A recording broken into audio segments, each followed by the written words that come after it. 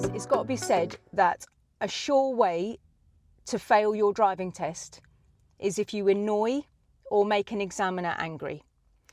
When you go to this driving test, you are making the statement, I'm ready to have my driving licence. I'm ready to be placed into society without being noticed that I had some driving lessons. I'm ready to sit my exam and have my licence. That's what you're saying. I'm ready. I've employed you to look at my drive because I know that I'm ready for anything. You can give me anything that you decide, and I've done it all. I've done hill starts, I've done roundabouts, I've done pulling off, I've done manoeuvres, I've done complex junctions, I've done traffic lights, I know everything. That's the statement. When you go to your driving test, you are sat with a human being who has thoughts in his head. I strongly advise that when you go to your driving test, the first thing that you need to do is present like you're going to a job interview, okay? Because that's his job. He's employed by the government. He's a DVSA driving examiner. If you turn up and you've barely put yourself together and you walk in and you're a bit annoyed and you almost arrogantly walk up the car like, I'm wasting my time today, I can't be bothered to be here. You know, maybe you've sat the exam a few times and you're a bit irritated now. It doesn't look good if you walk up to the car and you're like, yeah, okay, fine, yeah, we'll do this today. Doesn't look good, yeah? It's important that you present. It's important that you look all right.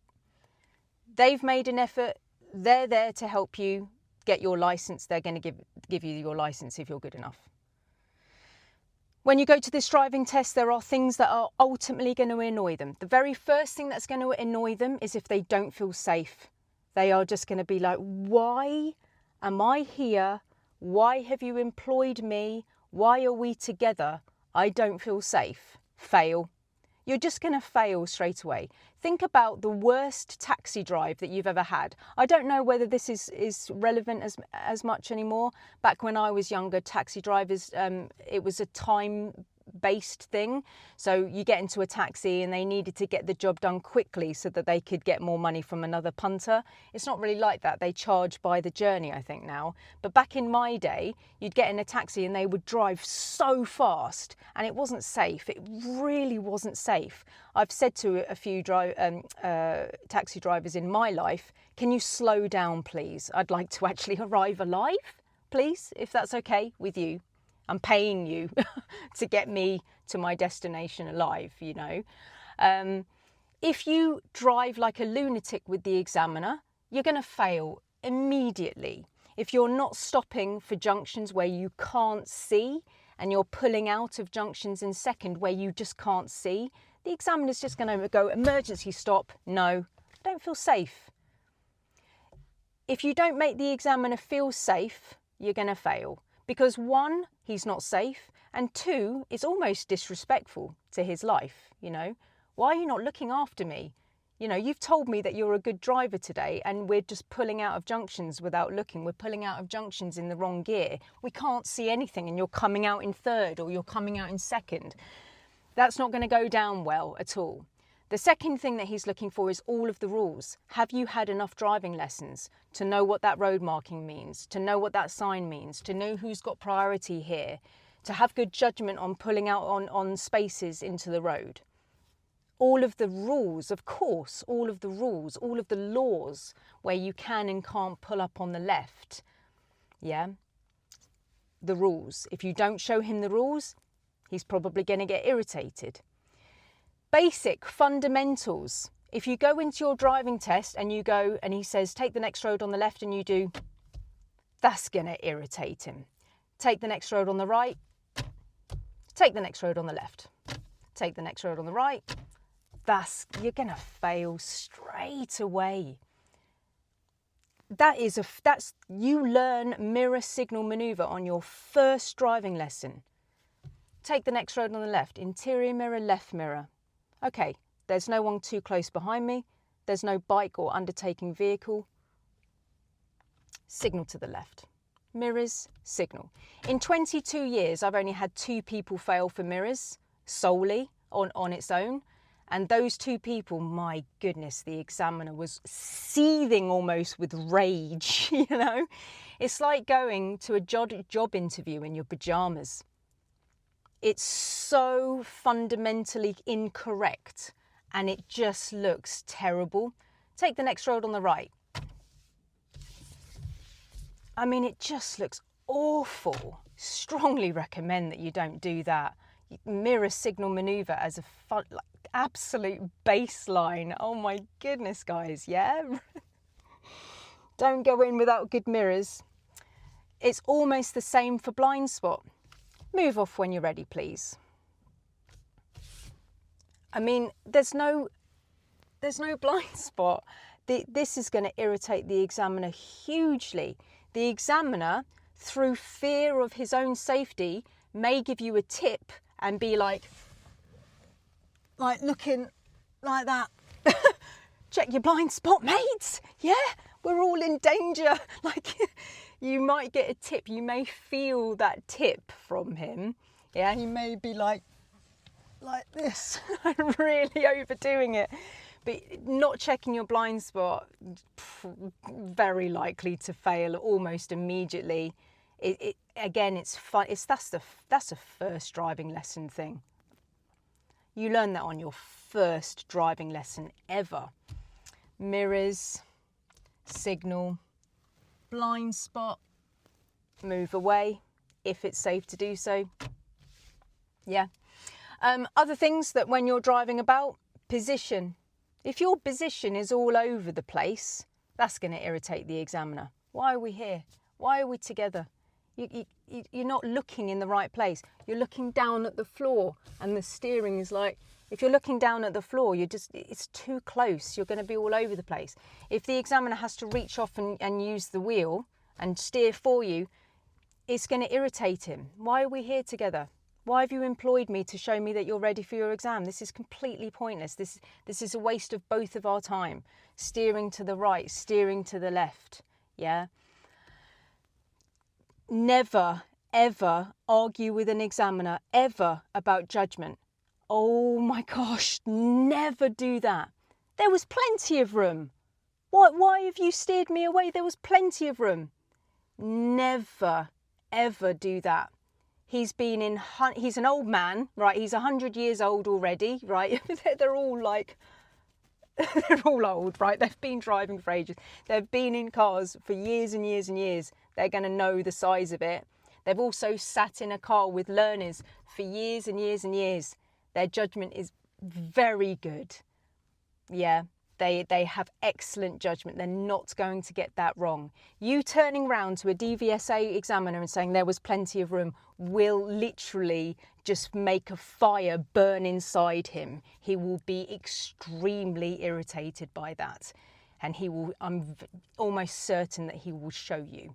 If you pull out of a junction at the wrong time and you fail for it, and he says there wasn't enough time, or he emergency stops you and you say there was plenty of room, absolutely not. No, absolutely not. You're dealing with thousands and thousands and thousands of pounds worth of damage if you try and fit through a gap that's incorrect. If you go at the wrong time, people's lives are in danger. You cannot argue the fact that there was plenty of room or plenty of time at a judgment. At a junction. That's impossible. I recently heard of my student's friend who passed her test. I didn't teach her. She was boasting that she learnt in 5 or 6 months, and she lasted 5 days until she had a written off car. Don't do it too soon. Don't try and go to your test with the minimum amount of lessons, guys. Your life is more important than showing off to your friends that you learnt to drive quickly. Even if you pass within 5 or 6 months, did you really do it properly? Did you really learn everything? This person just wrote a car off. She just pulled out of a junction when somebody was coming. They left a signal on from a previous junction and she pulled out. So the problem with that situation is that, yes, they were signalling to the left from a previous junction, but they didn't slow down. They weren't showing her any other signs that they were going to take that turning on the left. You need to see somebody slowing down. You need to, see their behaviour in the car. If you can see through the glass, are they actually going to turn? Is the car behaving like it's going to turn? She just pulled out and he went straight into her with all her friends in the car and just completely and utterly destroyed the car. All the airbags went off and everything. Police came, yeah.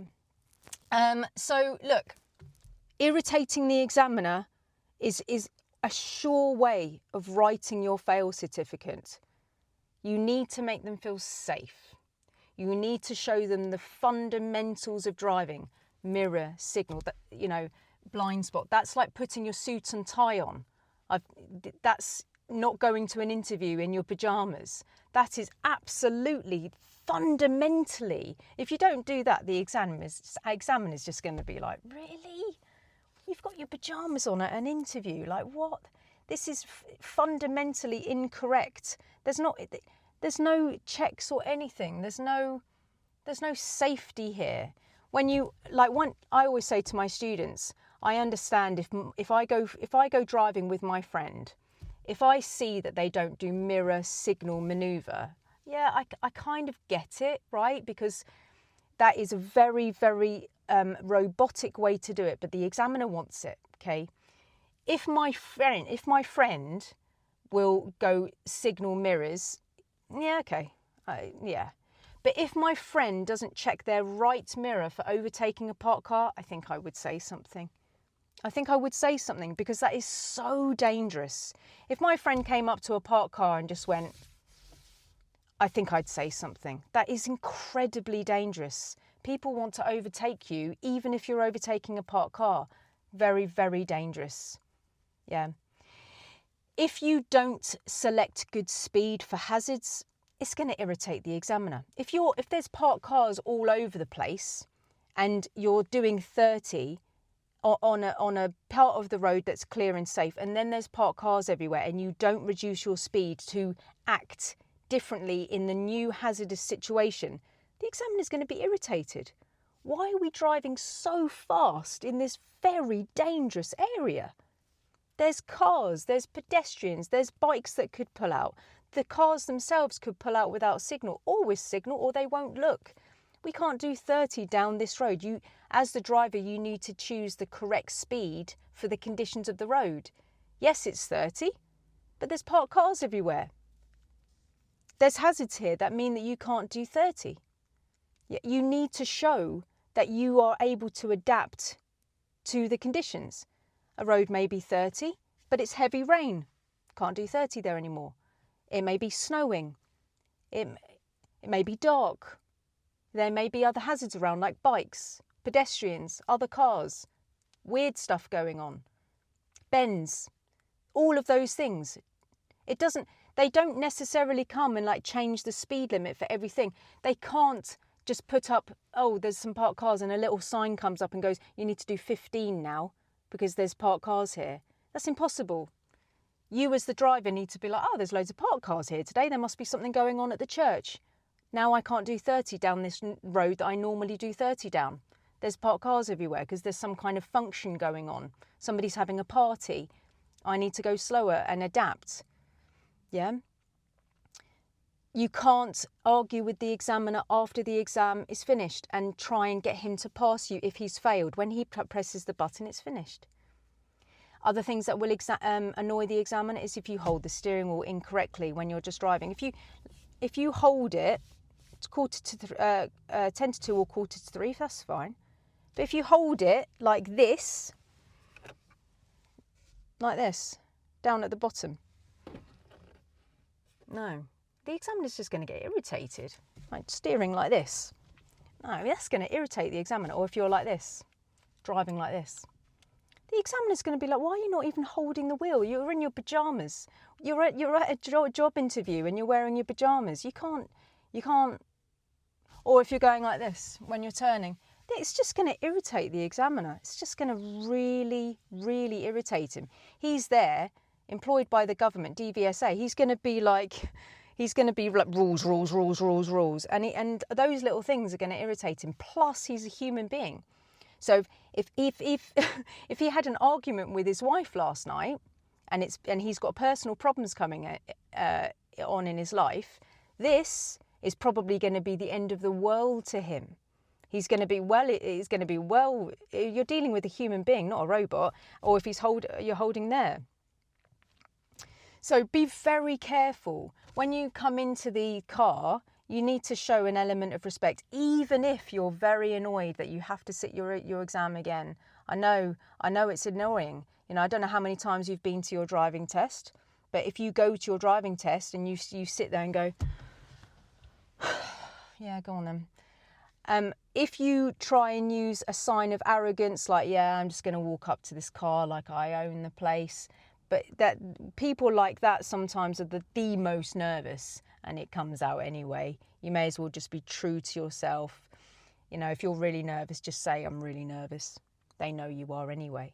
So make sure that you're ready. Take enough driving lessons so you know everything. It's really important. Have enough private practice so you know everything, so you come across smooth and ready, and that you have the knowledge. It's easy to see if somebody has had private practice in between driving lessons. You can tell. It's really, really obvious. Yeah, because they're smooth, they're rounded, they make good judgments. Yeah. Okay, guys, so I hope that little bit of information helps you. I think I'm going to do some test routes soon. I think I'm going to drive around and do some test routes. One of my students said it was really helpful. Even though there'll be Cheltenham test routes, I think that will be helpful. All right, guys, I really hope this bit of information helps you today, and I'll see you on the next one.